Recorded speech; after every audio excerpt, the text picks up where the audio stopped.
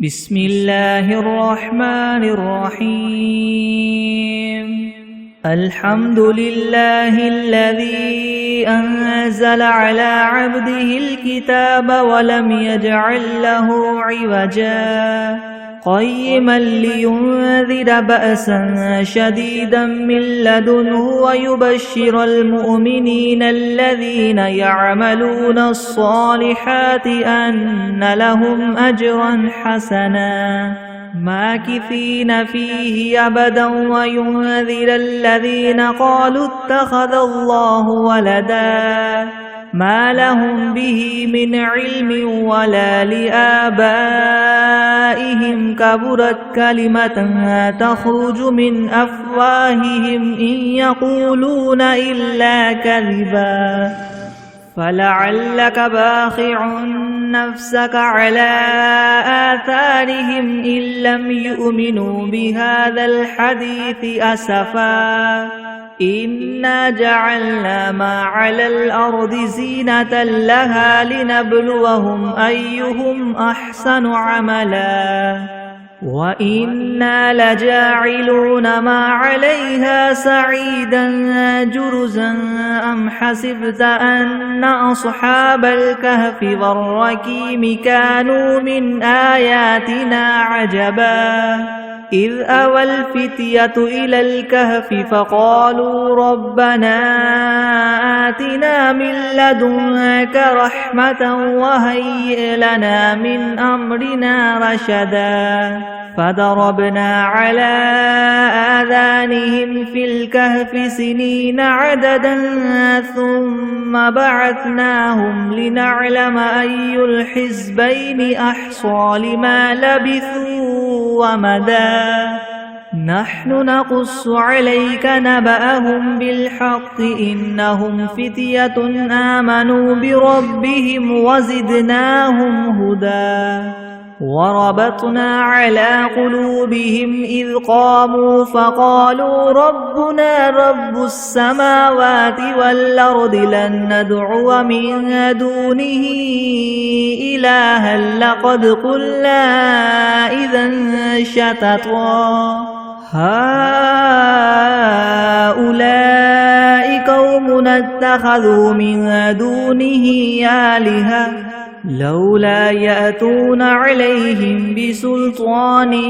بين فمن أظلم ممن افترى على الله كذبا وإذ اعتزلتموهم وما يعبدون إلا الله فأووا إلى الكهف ينشر لكم ربكم من رحمته ويهيئ لكم من أمركم مرفقا وترى الشمس إذا طلعت تزاور عن كهفهم ذات اليمين وإذا غربت تقرضهم ذات الشمال وهم في فجوة منه ذلك من آيات الله من يهد الله فهو المهتد ومن يضلل فلن تجد له وليا مرشدا وتحسبهم أيقاظا وهم ركود ونقلبهم ذات اليمين وذات الشمال وقلبهم باسط ذراعيه بالوصيد لو اطلعت عليهم لوليت منهم فرارا ولملئت منهم رعبا وكذلك بعثناهم ليتساءلوا بينهم قال قائل منهم كم لبثتم قالوا لبثنا يوما أو بعد يوم قالوا ربكم أعلم بما لبثتم فابعثوا أحدكم بورقكم هذه إلى المدينة فلينظر أيها أزكى طعاما فليأتكم برزق منه وليتلطف ولا يشعرن بكم أحدا إنهم إن يظهروا عليكم يرجموكم أو يعيدوكم في ملتهم ولن تفلحوا إذا أبدا وكذلك أعثرنا عليهم ليعلموا أن وعد الله حق وأن الساعة لا ريب فيها إذ يتنازعون بينهم أمرهم فقالوا ابنوا عليهم بنيانا ربهم أعلم بهم قال الذين غلبوا على أمرهم لنتخذن عليهم مسجدا سيقولون ثلاثة رابعهم كلبهم ويقولون خمسة سادسهم كلبهم رجما بالغيب ويقولون سبعة وثامنهم كلبهم قل ربي أعلم بعدتهم ما يعلمهم إلا قليل فلا تمار فيهم إلا مراء ظاهرا ولا تستفت فيهم منهم أحدا ولا تقولن لشيء إني فاعل ذلك غدا إلا أن يشاء الله واذكر ربك إذا نسيت وقل عسى أن يهديني ربي لأقرب من هذا رشدا ولبثوا في كهفهم 300 سنين وازدادوا 9 قل الله أعلم بما لبثوا له غيب السماوات والأرض أبصر به وأسمع ما لهم من دونه من ولي ولا يشرك في حكمه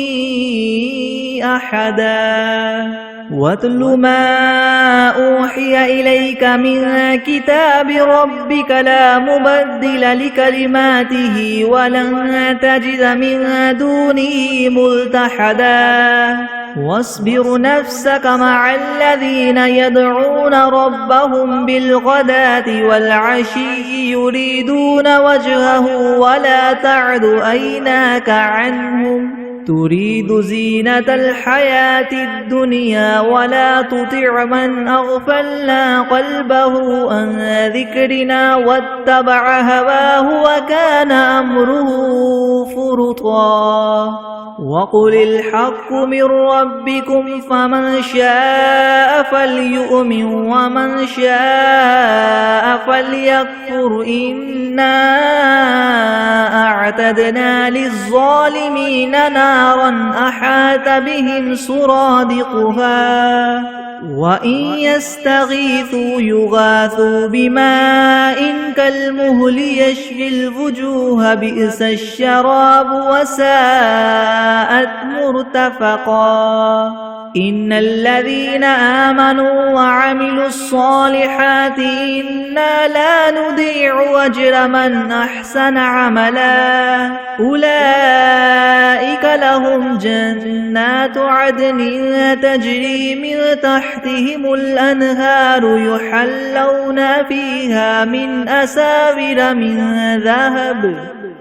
أساور من ذهب ويلبسون ثيابا خضرا من سندس واستبرق متكئين فيها على الأرائك نعم الثواب وحسنت مرتفقا واضرب لهم مثل الرجلين جعلنا لأحدهما جنتين من أعناب وحففناهما بنخل وجعلنا بينهما زرعا كلتا الجنتين آتت أكلها ولم تظلم منه شيئا وفجرنا خلالهما نهرا وكان له ثمر فقال لصاحبه وهو يحاوره أنا أكثر منك مالا وأعز نفرا ودخل جنته وهو ظالم لنفسه قال ما أظن أن تبيد هذه أبدا وما أظن الساعة قائمة ولئن رددت إلى ربي لأجدن خيرا منها منقلبا قال له صاحبه وهو يحاوره وكفرت بالذي خلقك من تراب ثم من نطفة ثم سواك رجلا لكن هو الله ربي ولا أشرك بربي أحدا ولولا إذ دخلت جنتك قلت ما شاء الله لا قوة إلا بالله إن ترني أنا أقل منك مالا وولدا فعسى ربي أن يؤتيني خيرا من جنتك ويرسل عليها حسبانا من السماء فتصبح سعيدا زلقا أو يصبح ماؤها غورا فلن تستطيع له طلبا وأحيط بثمره فأصبح يكلب كفيه على ما أنفق فيها وهي خاوية على عروشها ويقول يا ليتني لم أشرك بربي أحدا ولم تكن له فئة ينصرونه من دون الله وما كان منتصرا هنالك الولاية لله الحق هو خير ثوابا وخير عقبا واضرب لهم مثل الحياة الدنيا كماء إن أنزلناه من السماء فاختلط به نبات الأرض فأصبح هشيما تذروه الرياح وكان الله على كل شيء مقتدرا المال والبنون زينة الحياة الدنيا والباقيات الصالحات خير عند ربك ثوابا وخير أملا ويوم نسير الجبال وترى الأرض بارزة وحشرناهم فلم نغادر منهم أحدا وعرضوا على ربك صفا لقد جئتمونا كما خلقناكم أول مرة بل زعمتم أن لن نجعل لكم موعدا ووضع الكتاب فترى المجرمين مشفقين مما فيه ويقولون يا ويلتنا ما لهذا الكتاب لا يغادر صغيرة ولا كبيرة إلا أحصاها ووجدوا ما عملوا حاضرا ولا يظلم ربك أحدا وإذ قلنا للملائكة اسجدوا لآدم فسجدوا إلا إبليس كان من الجن ففسق عن أمر ربه أفتتخذونه وذريته أولياء من دوني وهم لكم عدو بئس للظالمين بدلا ما أشهدتهم خلق السماوات والأرض ولا خلق أنفسهم وما كنت متخذ المضلين عضدا ويوم يقول نادوا شركائي الذين زعمتم فدعوهم فلم يستجيبوا لهم وجعلنا بينهم موبقا ورأى المجرمون النار فظنوا أنهم مواقعوها ولم يجدوا عنها مصرفا ولقد صرفنا في هذا القرآن للناس من كل مثل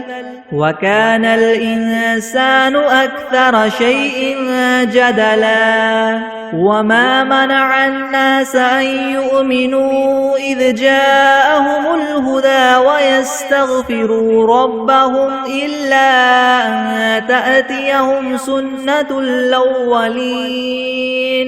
سنة الأولين أو يأتيهم العذاب قبلا وما نرسل المرسلين إلا مبشرين ومنذرين ويجادل الذين كفروا بالباطل ليدحضوا به الحق واتخذوا آياتي وما أنذروا هزوا ومن أظلم ممن ذكر بآيات ربه فأعرض عنها ونسي ما قدمت يداه إنا جعلنا على قلوبهم أكنة أن يفقهوه وفي آذانهم وقرا وإن تدعهم إلى الهدى فلن يهتدوا إذن أبدا وربك الغفور ذو الرحمة لو يؤاخذهم بما كسبوا لعجل لهم العذاب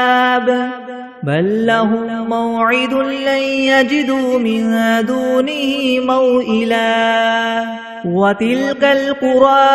أهلكناهم لما ظلموا وجعلنا لمهلكهم موعدا وإذ قال موسى لفتاه لا أبرح حتى أبلغ مجمع البحرين أو أمضي حقبا فلما بلغا مجمع بينهما نسيا حوتهما فاتخذ سبيله في البحر سربا فلما جاوزا قال لفتاه آتنا غداءنا لقد لقينا من سفرنا هذا نسبا قال أرأيت إذ أوينا إلى الصخرة فإني نسيت الحوت وما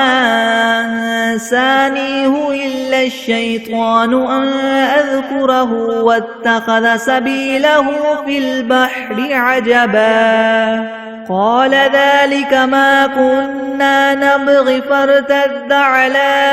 آثارهما قصصا فوجدا عبدا من عبادنا آتيناه رحمة من عندنا وعلمناه من لدنا علما قال له موسى هل أتبعك على أن تعلمني مما علمت رشدا قال إنك لن تستطيع معي صبرا وكيف تصبر على ما لم تحط به خبرا قال ستجدني إن شاء الله صابرا ولا أعصي لك أمرا قال فإن اتبعتني فلا تسألني عن شيء حتى أحدث لك منه ذكرا فانطلقا حتى إذا ركبا في السفينة غرقها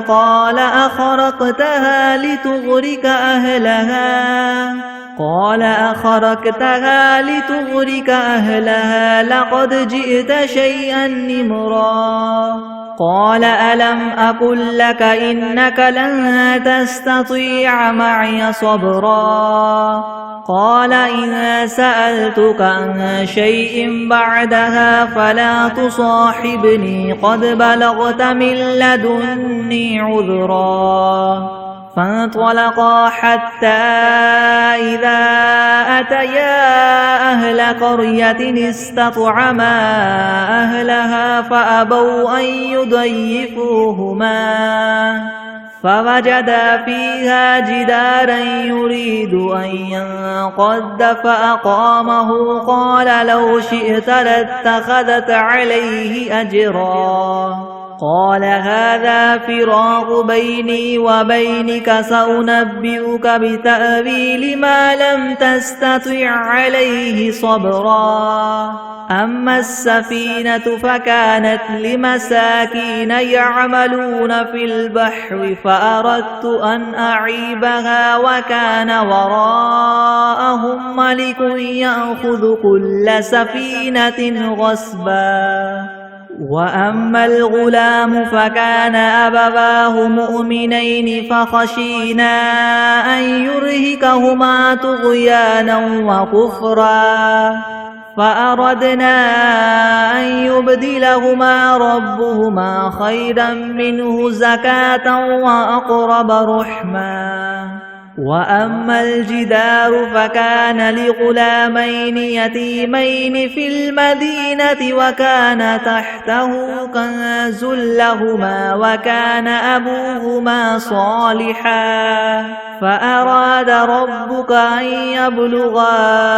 أشدهما ويستخرجا كنزهما رحمة من ربك وما فعلته عن أمري ذلك تأويل ما لم تستطع عليه صبرا ويسألونك عن ذي القرنين قل سأتلو عليكم منه ذكرا إنا مكنا له في الأرض وآتيناه من كل شيء سببا فأتبع سببا حتى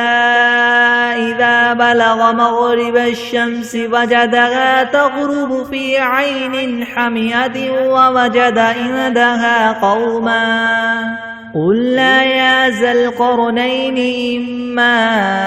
أن تعذب وإما أن تتخذ فيهم حسنا قال أما من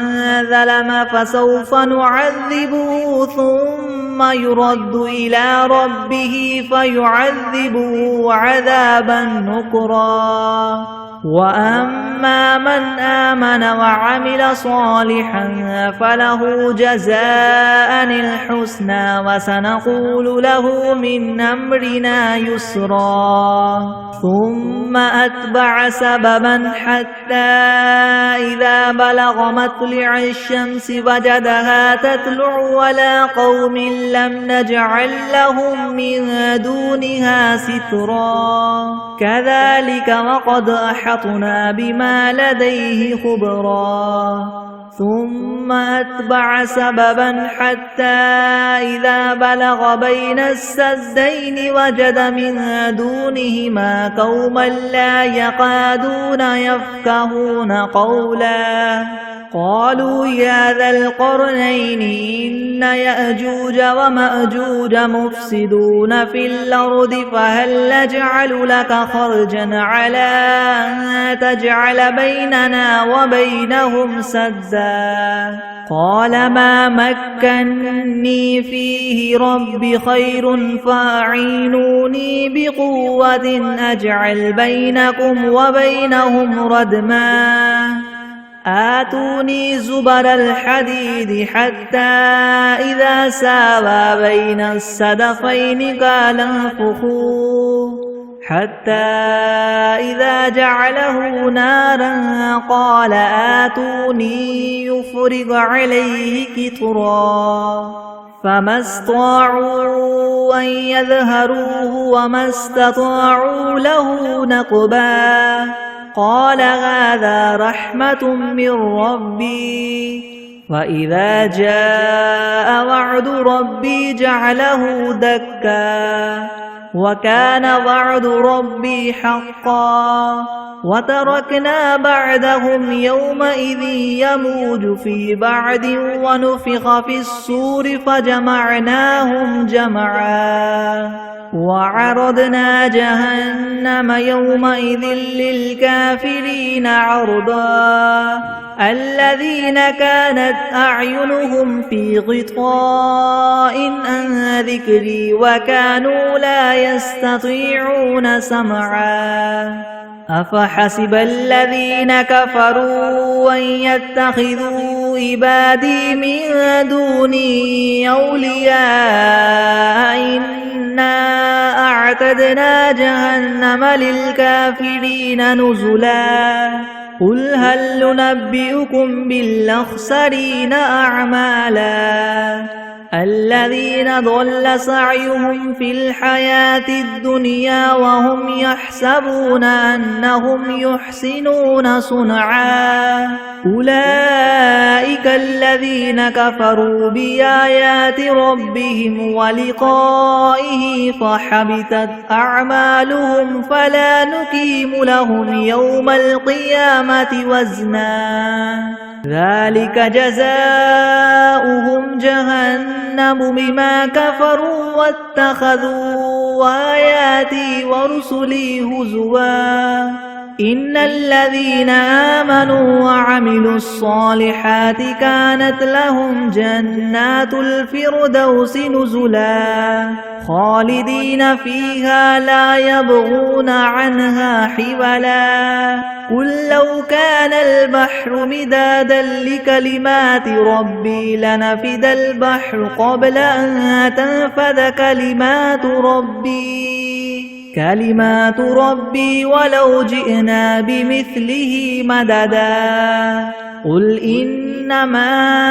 أنا بشر مثلكم يوحى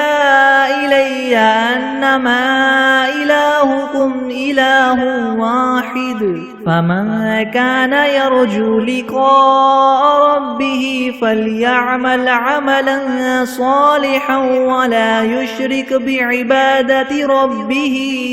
أحدا بسم الله الرحمن الرحيم الرحمن علم القرآن خلق الإنسان علمه البيان الشمس والقمر بحسبان والنجم والشجر يسجدان والسماء رفعها ووضع الميزان ألا تطغوا في الميزان وأقيموا الوزن بالقسط ولا تخسروا الميزان والأرض وضعها للأنام فيها فاكهة والنخل ذات الأكمام والحب ذو العصف والريحان فبأي آلاء ربكما تكذبان خلق الإنسان من صلصال كالفخار وخلق الجان من مارج من نار فبأي آلاء ربكما تكذبان رب المشرقين ورب المغربين فبأي آلاء ربكما تكذبان مرج البحرين يلتقيان بينهما برزخ لا يبغيان فبأي آلاء ربكما تكذبان يخرج منهما اللؤلؤ والمرجان فبأي آلاء ربكما تكذبان وله الجوار المنشآت في البحر كالأعلام فبأي آلاء ربكما تكذبان كل من عليها فان ويبقى وجه ربك ذو الجلال والإكرام فبأي آلاء ربكما تكذبان يسأله من في السماوات والأرض كل يوم هو في شأن فبأي آلاء ربكما تكذبان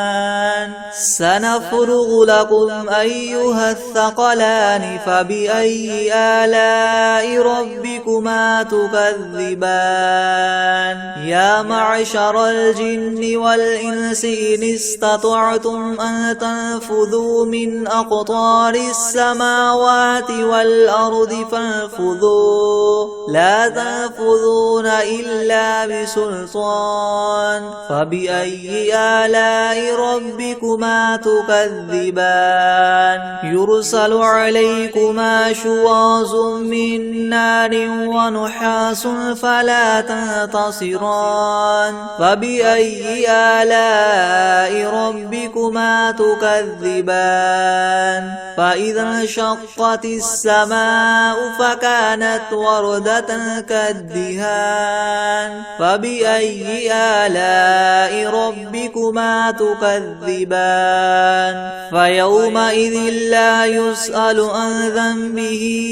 إنس ولا جان فبأي آلاء ربكما تكذبان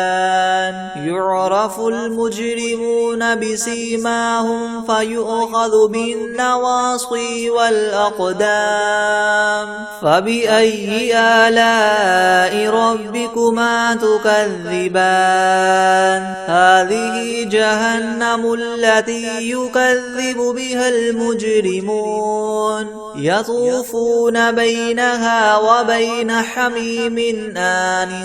فبأي آلاء ربكما تكذبان ولمن خاف مقام ربه جنتان فبأي آلاء ربكما تكذبان ذواتا أفنان فبأي آلاء ربكما تكذبان فيهما عينان تجريان فبأي آلاء ربكما تكذبان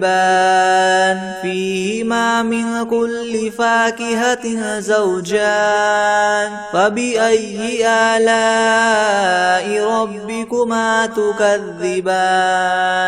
متكئين على فرش بطائنها من استبرق وجنى الجنتين دان فبأي آلاء ربكما تكذبان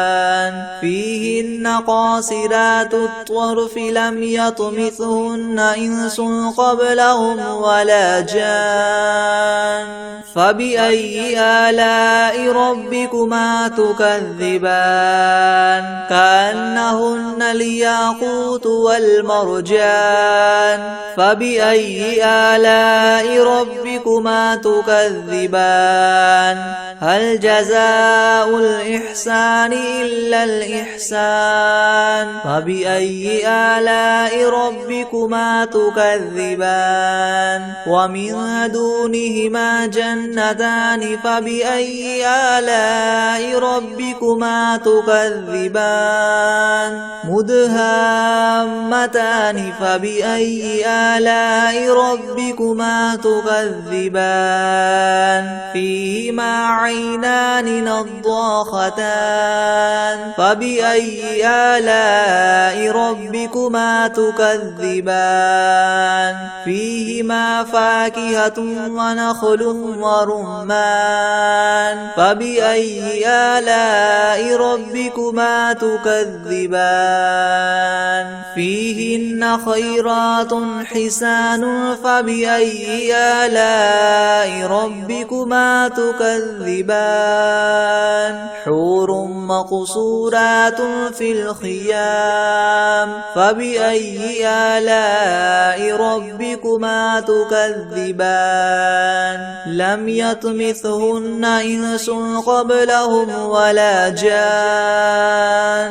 فبأي آلاء ربكما تكذبان متكئين على رفرف خضر وعبقري حسان فبأي آلاء ربكما تكذبان تبارك اسم ربك ذي الجلال والإكرام بسم الله الرحمن الرحيم والعاديات ضبحا فالموريات قدحا فالمغيرات صبحا فأثرن به نقعا فوسطن به جمعا إن الإنسان لربه لكنود وإنه على ذلك لشهيد وإنه لحب الخير لشديد أفلا يعلم إذا بعثر ما في القبور وحصل ما في الصدور إن ربهم بهم يومئذ لخبير. بسم الله الرحمن الرحيم. قل يا أيها الكافرون لا أعبد ما تعبدون ولا أنتم عابدون ما أعبد ولا أنا عابد ما عبدتم ولا أنتم عابدون ما أعبد لكم دينكم ولي دين. بسم الله الرحمن الرحيم. قل هو الله أحد الله الصمد لم يلد ولم يولد ولم يكن له كفوا أحد. أعوذ بالله من الشيطان الرجيم. بسم الله الرحمن الرحيم. قل أعوذ برب الفلق من شر ما خلق ومن شر غاسق إذا وقب ومن شر النفاثات في العقد ومن شر حاسد